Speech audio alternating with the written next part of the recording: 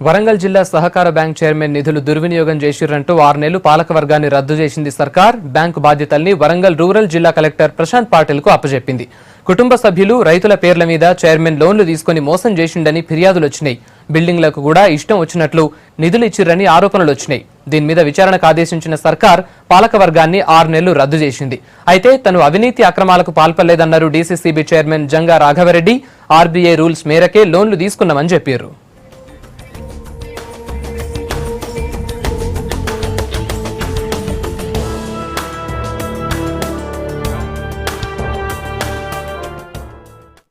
ఈరోజు CC and RCS వారి ప్రతినిధి ఒకరు రావడం జరిగింది.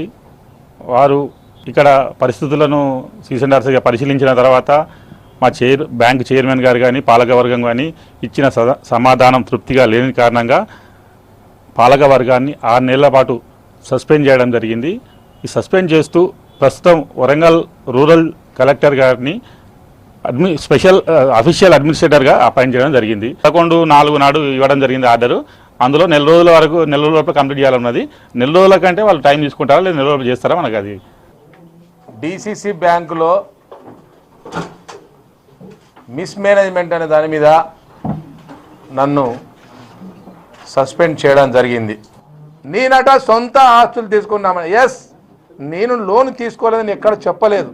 నేను కారు లోన్ తీసుకున్నాను, నేను మార్టిగేజ్ లోన్ తీసుకున్నాను.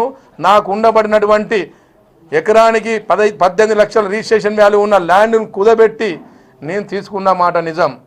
వాళ్ళు ఇచ్చిన 20 అంశాల మీద ఏ ఒక్కటి నిరూపించినా కూడా, ఏ ఒక్కటి కూడా అందులో నేను ఫ్రాడ్ చేసినా కూడా దేనికైనా సిద్ధంగా ఉన్నానని చెప్తా ఉన్నాను.